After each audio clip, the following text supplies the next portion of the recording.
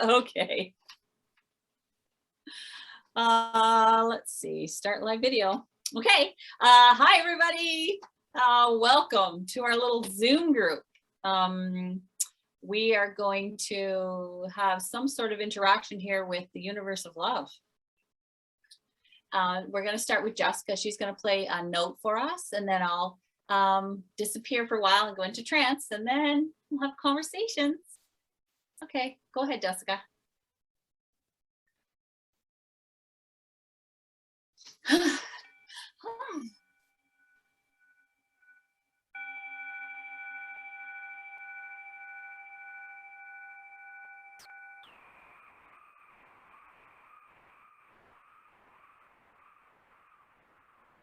It is important to have rituals such as this note, playing a note. It is important because suddenly every human that is involved wakes up, starts to pay attention, notices that something important is about to happen. So not only is the note important for the vibration of the music that goes around, it also allows humans to focus for a moment and perhaps set their humanness aside for magic to start.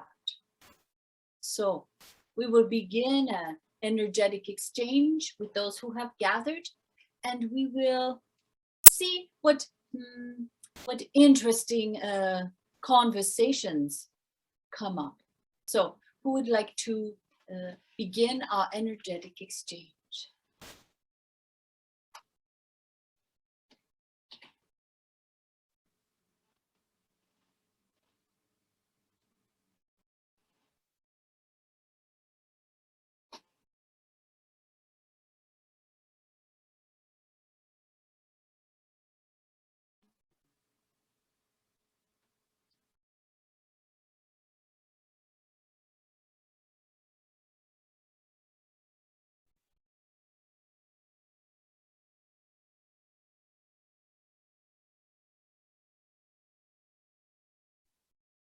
Good evening, Aaron. Maybe I can start things off.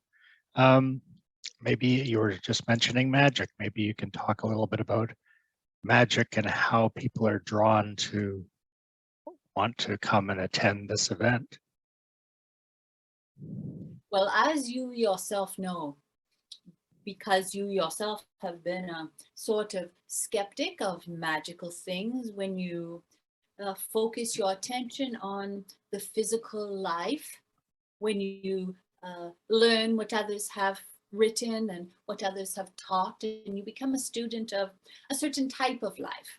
So you yourself are a student of those scholars who went before you, and you wish to know everything that they knew. So you studied and learned. And just like you, there are many humans who try their darndest to live like the average human, learn everything that's to be involved, and yet there's some part missing. There's a certain wanting, a yearning for more. And this resides in all human beings, but we are speaking to you at the moment, so we will say that you are representing those who have learned as much as they can, gathered what they could, and still are not satisfied with a human life. When really you spent all your time thinking, when I have that, and when I know this, and when I succeed in this way, I will be happy and contented with life. And that's why you know the answer to this more than some others, because you had a specific plan laid out, a plan for successful life. And as you reach the successful life and still have the yearning, it doesn't make sense. So that are the human beings. That is your role in this gathering, to represent the human beings who have lived their lives this way. So when you speak of magic, for you it's much different than others. For you it's sort of the last resort, the end of the line, sort of. So for you, magic is something that is unfamiliar, something unknown, something unpredictable. And that's the beauty of it for you specifically, because your life now has become unpredictable. And it turns out that's a good thing.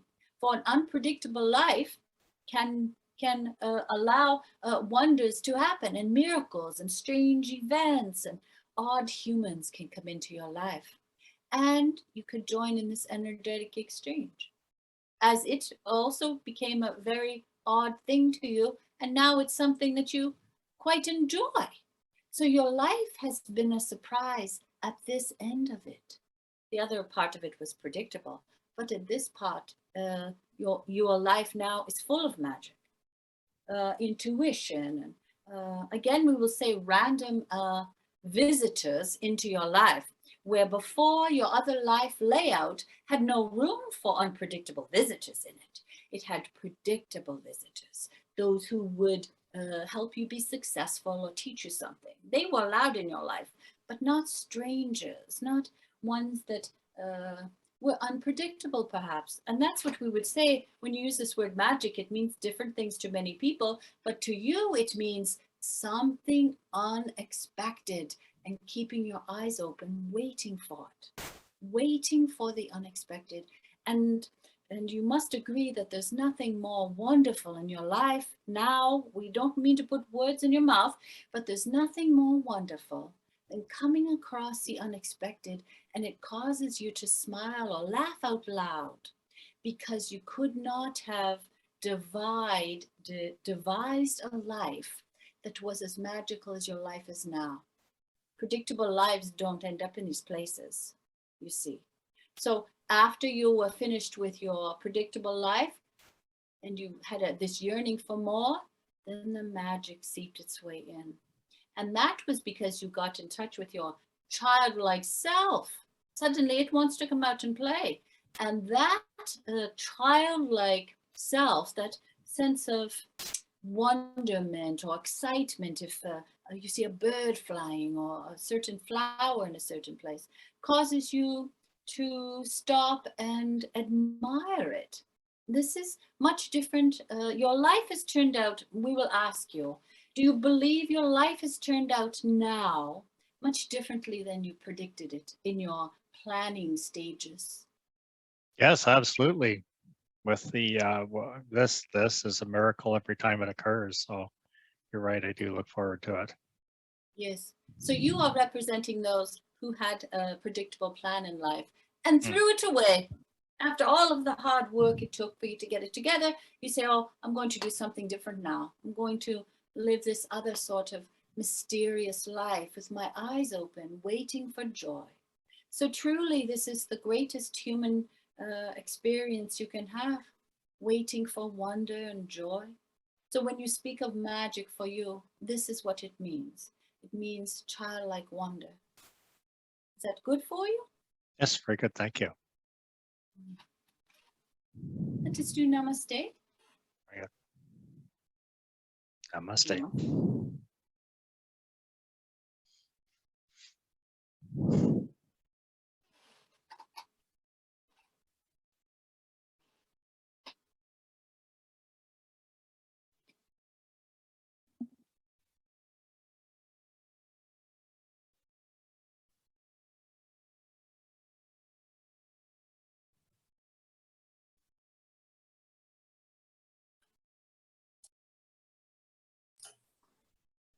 Hi, Aaron.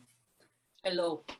Trying to formulate a question here, and I'm not sure, he may have already answered it before in past videos, but I was talking to another person about this gathering, and we got to talking about what the difference between universal love, what is being talked about here, and what would the, versus the universal consciousness, if you will, or being as part of one. Is there a distinction at all, or I don't know if this makes sense at all, but I just wanted to pose that question. We will describe for you what the universe of love is like, and perhaps then you will understand that your question is really not a question, but it is an answer, really, as most questions are. The universe of love is your home. So we'll start from that place. For you are just a visitor in the place where you are now, and you come down to visit that place, not really down. You come to the earth many times to visit in different ways and times and places. So this is just where you come to visit, where you come on vacation, we would say. Now, not all humans would agree with this, and we have really not a long time to argue about it, but you come willingly. So therefore you think it's sort of a resort or something. So you leave your home, which is the universe of love. And we use these words because human words are often inadequate to describe certain things. And these are the best words that have come forth to use. So the universe of love is your home. It's your energetic home where all are gathered together in energy. It is a collective oneness. You make decisions as one. You are very happy to volunteer. You're very happy to lead. You have no ego or emotions involved because the ego and emotions have to do with having a physical experience. So that's why it's difficult to explain this, because you're in human form right now. If you were your energetic self, you wouldn't ask this question.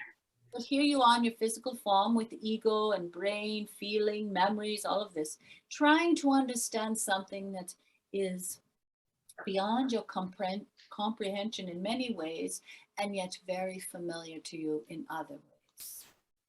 So when we describe it as your home, there's a certain part of your home that resides deep within you. And it's as we say this, it brings a certain familiar feeling, as if you are warm and cozy inside. This is because a part of you remembers what it's like. And it's an easy place to be. You are one. You are held in a safe place. So this is how we describe the universe of love. It's where you go, and then you come back to visit your little earth, and then you go home. You come back and you go home. So do you understand this at the best level that you're able to? I think so, because there is that feeling, right? That knowingness, but yet it is hard to describe, right? It is, what you said makes sense. Thank you. It is not exactly what you are getting at, though.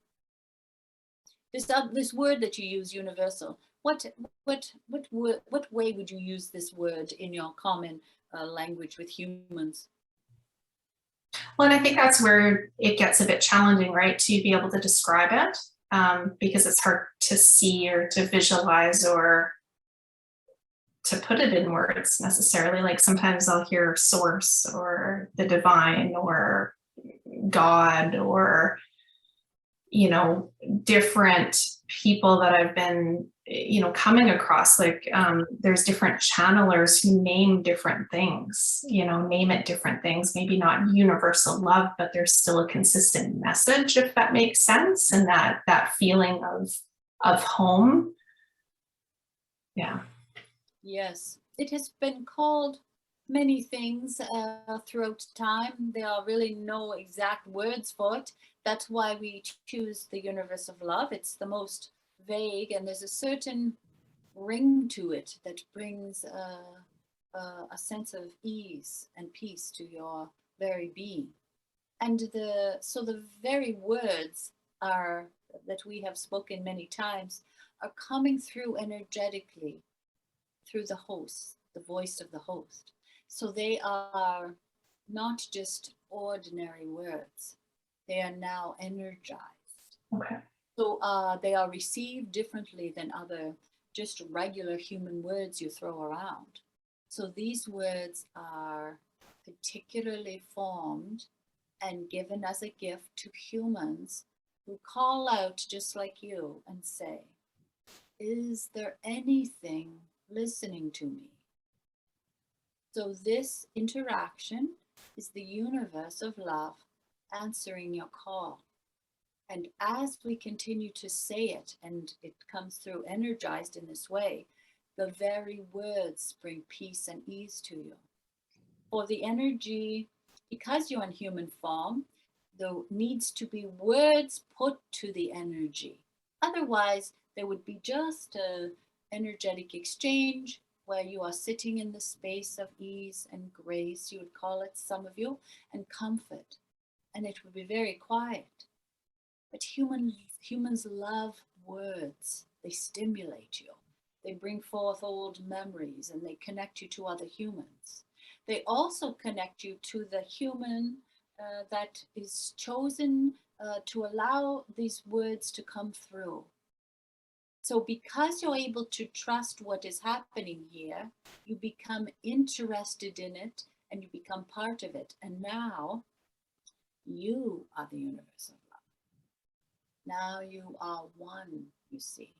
And that's what this interaction is about. Reminding you that you are me, I am you, we are one. And now you are the universe of love. What do you think of this? I like that. Yeah. Let us do namaste. Yes. Namaste. Namaste.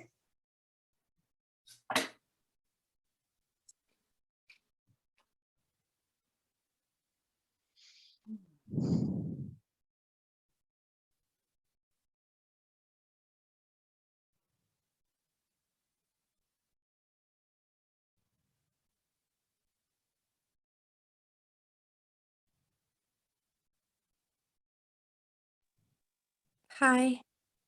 Hello. I was hoping to ask a question. I would like to ask about holding on to vibrations or letting go of vibrations and using that to have more love in your life and what that means. I think what I'm asking is sometimes you can feel something in a vibration that is so beautiful that I have a desire to cling to it. And love is sometimes the same as it, and sometimes it's different than it. It's very confusing. So, of course, your human nature is to grab all the good things you can get and hoard them. Really, that's the way of humans. You understand that sometimes it's survival of the fittest. Now, follow our logic here, so you'll understand, because you don't like to be considered in this way. But humans get all of that they can get because there's a fear that there's not enough. There's a fear that there's not enough love, there's not enough this or that, whatever the thing is at the moment. So you must understand that you are in physical form, and there's a part of you that wishes to hold on to things, even though you shouldn't. So this very notion can be held in love. I am a human being, and I'm part of the human race, and I hold on to things that I don't need to. It's just the way that humans are. And hold it as gently as that, without judgment of it's good or bad, just that it is. You're a human being, so you will try to hold on to the good things. Now, beyond that, that needs to be wrapped in love, not judgment. It's very important. But beyond that, when you speak of love coming, and this word is, you understand this word, so this is correct, we will use it. As you feel love energy passing through you, you become one with it. So there's really nothing to hold on to, because you are now love energy. Try to understand that. There's nothing to hold on to, because you have become that which you are seeking. That which has been allowed through you has become you. You are one with it. That means for a moment, you are divine love. You are perfect. And a moment later, you're human again. And that's all right too, because you do have a physical body. So after you sit in the divine love and become one with it, And then a moment later, you're on human. That can be accepted easily too. Oh, darn it. I guess I'm a human. I wonder if the love will come back. And it comes back again. And then you're love again. And then a moment later, there's some buzzing noise that irritates you, and you say, oh, darn, I'm human again. All right, I wonder if the love will come back. And it does. So all of your life is spent sitting in love, being human. Sitting in love, being human. Now, you understand this very well, but the sitting in love is when you are one with the divine, when you are one with your divinity, your source. You use many words for this. Whatever human word you wish to use is absolutely fine, because you can label it something as long as you know what it really means. It means you are one in universal love. Therefore, you're perfect for a moment. For that moment, you're a perfect divine being that looks like a physical. But it will go. It has to go while you're in your physical form. When you're done with your physical experience, you'll sit in it all you like. So you have glimpses of what your home is like, what it feels like to be one with others, what it feels like to be one with love and this higher consciousness. You get glimpses of it while you're in physical form, and that's a miracle right there. Or there are many who must wait until they're finished with their experiment here to remember what it's like to be one in love. So you have been graced, this is a good word for you, graced with this knowledge, with this experience, with this moment of pure bliss and love. But remember, you're here to have a human experience, so there's nothing wrong with it coming and going and coming and going and coming and going faster than you can say it, in and out with the love. Do you understand what we mean by this? Yeah. Yes. I think I do. You don't have to be perfect yet. And it's very important not to judge your human life, because humans are just judgy and collecting and have big egos. That's all right. You're all the same in that way. You all live the same way as this. There's really no reason to judge yourself or others. That's the human life. That's the human way. It's all right. It's all right to be human for the time that you're here. There's no reason to place a great judgment on your humanity. Is that good for you?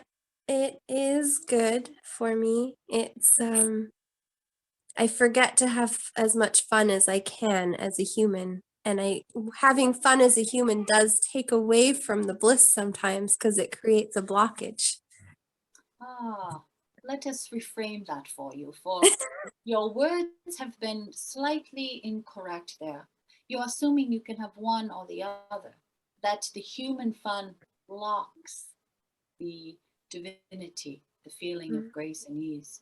But when you are sitting in a place of grace and ease, or we'll do it the other way around, as you are running through, skipping through the field, and those little flower petals flying in the air, in that moment when you notice the petals falling from the flower and hitting the earth, you are back in your divine state. Okay. So your human time can also be seen in a divine way, particularly with nature, with the water, with the trees, with the birds. When you stop and look at them, you will be reminded of your divinity, of your higher self. Now, as for the other things, the human body is wonderful at running and dancing and singing and talking. Your energetic self has none of these senses. So while you're in human form and these things occur, you are there, you are doing those things because you're unable to do it when you're home. So when you're on vacation at your home on the earth, then it's time for you to dance and sing and skip and get wet and do all of these things while you have the sensations of the physical body. So the body you love. You love the sensations, the feelings, what you can hear, and the interaction with others. You love that while you're in physical form. All kinds of other things happen too, of course. So it's not one or the other necessarily. It's having a vacation with your physical self. It's remembering suddenly when you focus intently on the bird wings flapping, when you focus on the wings, all of a sudden you're divine because you've forgotten about your physical being. So in that moment, you are connected once more with your home, with the universe of love. Thank you. So yes, you are perfect I the way you understand. are. Let us do namaste. Namaste. Namaste. Namaste.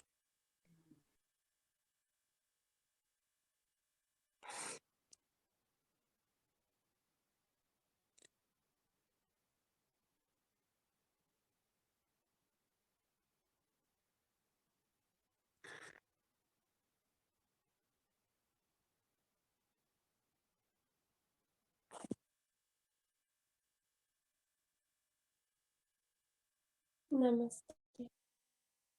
Hello.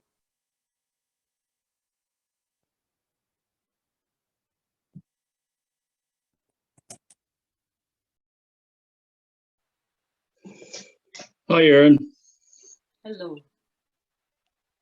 Question I was wanting to put out is going into the fear of the unknown in life. We will interrupt you right there. You have such a confident voice, and yet you speak of fear and unknown. It's sort of ironic, really, because there is no unknown, first of all, and you know this very well. You know that there's only one moment to be had. Everything else is, if you wish to say it's unknown, fine. Everything else is unknown. But really, the only thing that's known is the moment that you're sitting in. And certainly there's no fear with this moment that you find yourself in. So when you speak of fear and unknown, of course they can go together because you don't know what's going to happen and you're guessing something terrible. Because if you were joyful about the unknown, you'd be giggling right now. But the way you have, so let us say the unknown, who of course it's the unknown for a reason. So good, bad, and you can pretend it's either one. You could pretend it's very wonderful. You could pretend it's very awful. That's up to you if you wish to spend time doing that. But we would encourage you not to waste your time on the future. Yes. There's no way to know if it's magical or terrible or anything. You don't really know. But the moment that you find yourself in can be quite delicious and wonderful. As you focus your attention on each moment, you might find yourself giggling a little bit more. Right, yes. Of course, this is your highest natural state, to live in the moment. You've forgotten. So you asked us to remind you. So there, we are reminding you. In the moment, you can giggle all you like, for there's always something humorous to be seen, even if it's your fear. That is even ridiculous, really, because what if it's absolutely the most wonderful thing you ever thought of, and you waste all your time in fear? Oh, I wasted all the time, and now it's really good? Oh, that's too bad.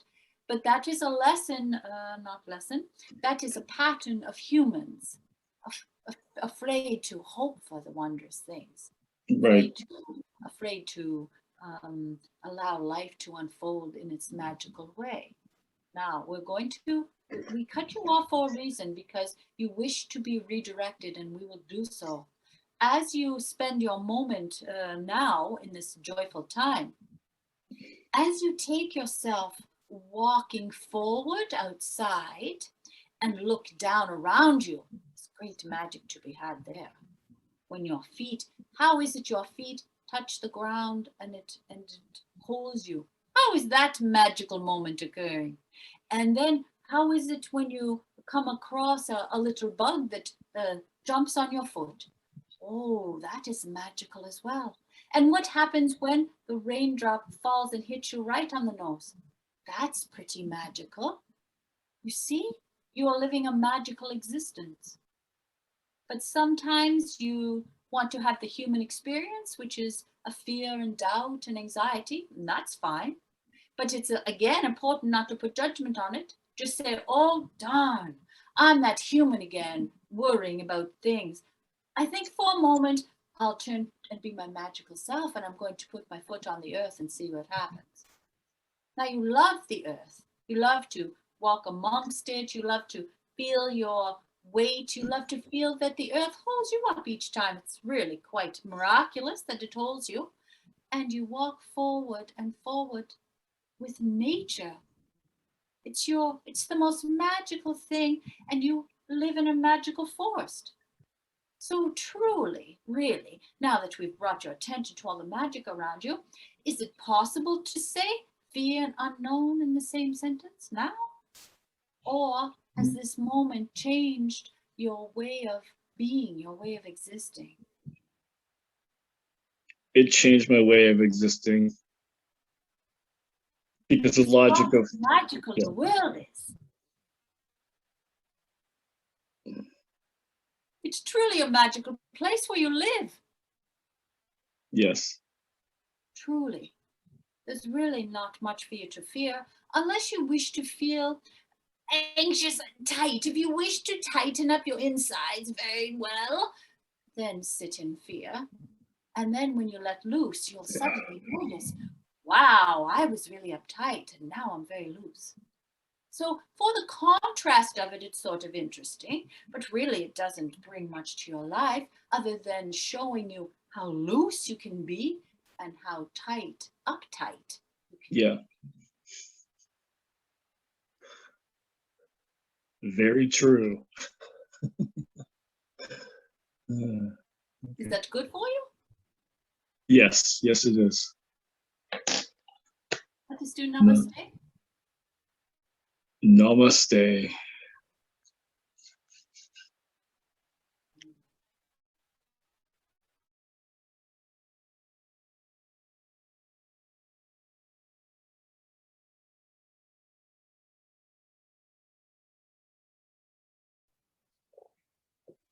Hi, Aaron.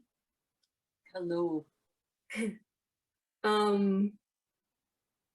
I don't have any particular questions today. I'm just curious if you have anything to say, to talk about with me. Have you had any magical events yourself? Yes. Would you like to tell others what a magical life looks like?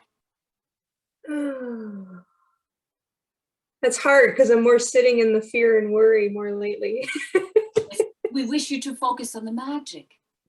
Just as we have just exchanged, the energetic exchange that we just had was all about your magical world that you walk through. It's sort of like a fantasy land that you live in. So we wish you to remember that. So tell us a magical story that has happened to you. Oh gosh.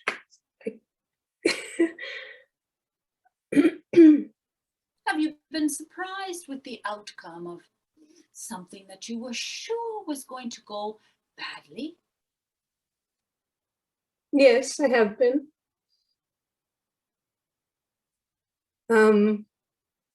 But I can't think of any particular stories at the moment to share right now. Yes, you have many that are like this. You worry about it, then all of a sudden something wonderful happens and you think, well, that's kind of weird. I thought that was going to go badly.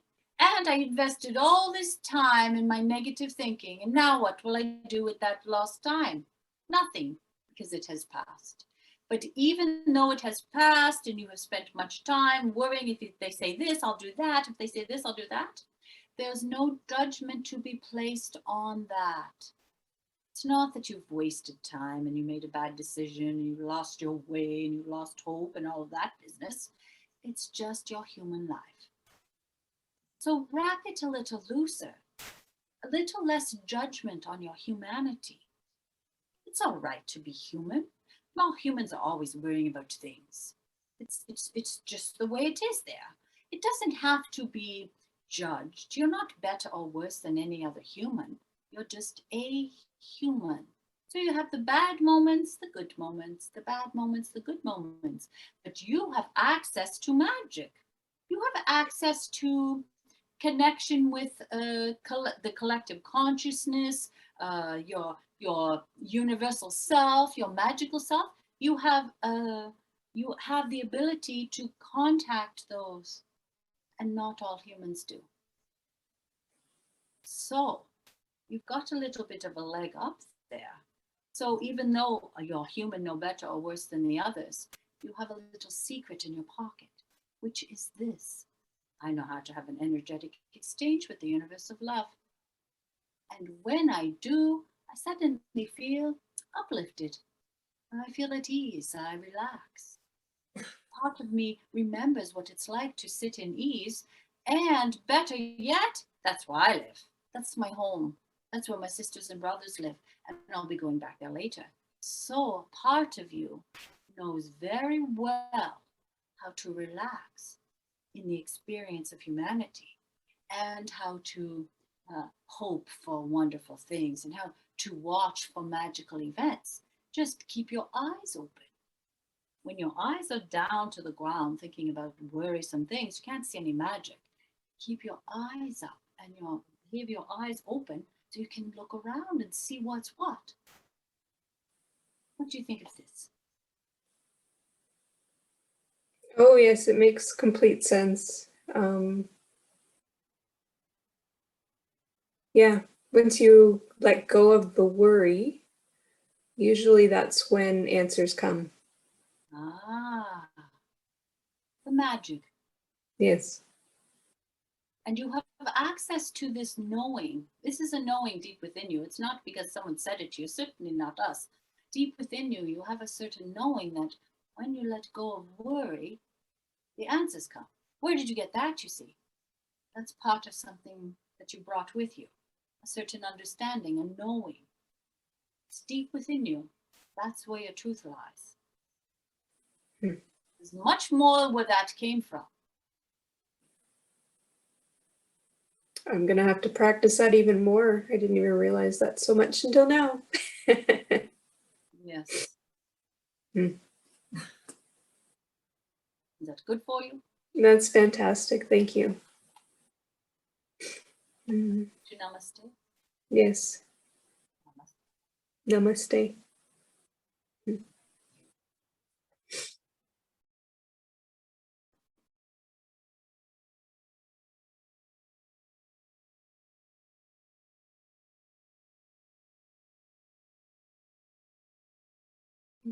Are we complete?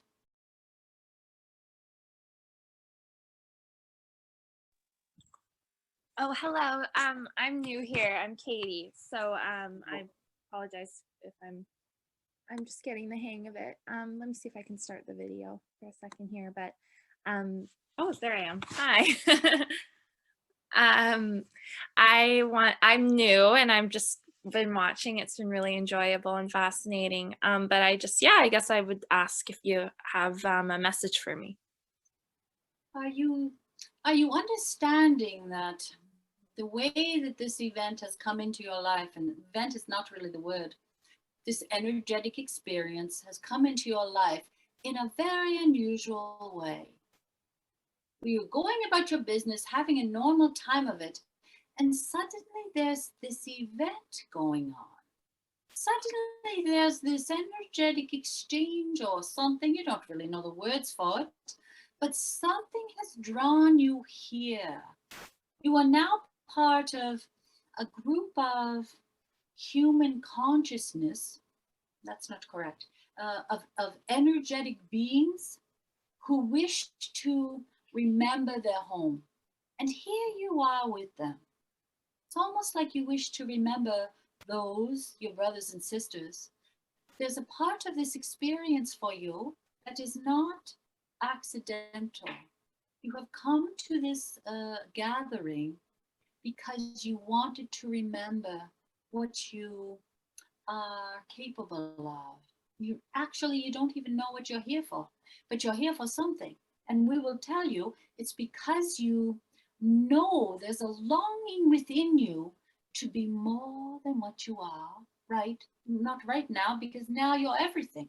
A moment ago, there's a part of you that wants it, and you can't even name it or label, you can't label it, but there's a part of you longing to be here. And you made this event occur for yourself. Can you believe this? Yes, definitely. I think that's a beautiful way of putting it. It's very true. Resonates with me for sure. Yes. So all of the energetic exchanges that occur here are because the humans are calling out. Are you there? Are you out there? Is anything out there? When humans call, the universe answers. And that's how you have found yourself here. It's truly magical again, and this is what we're speaking of all about during this gathering. We are speaking of humans being magical and forgetting themselves to be so, but asking for reminders. Does anyone remember, does anything remember that I am magical? Oh, you do. Well, please come and show me. And here the universe has shown up and you have shown up. So it's a perfect energetic exchange, and you are most welcome to be reminded that within you lies great truth, great connection to others, great connection to energy. You are a divine being that looks like a human being. What do you think of that? I love that. That's a really beautiful thought, and I think I feel like I've been sort of starting to align with that kind of perception of this like experience in life. So I really love that the way you just put it. Yes. Let us do namaste. Namaste. Namaste. Namaste.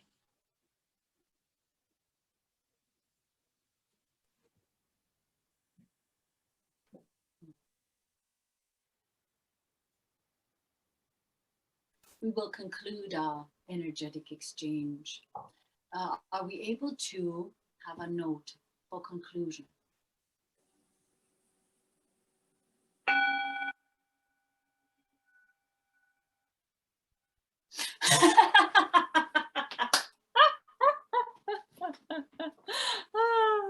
I'm going to shut this off.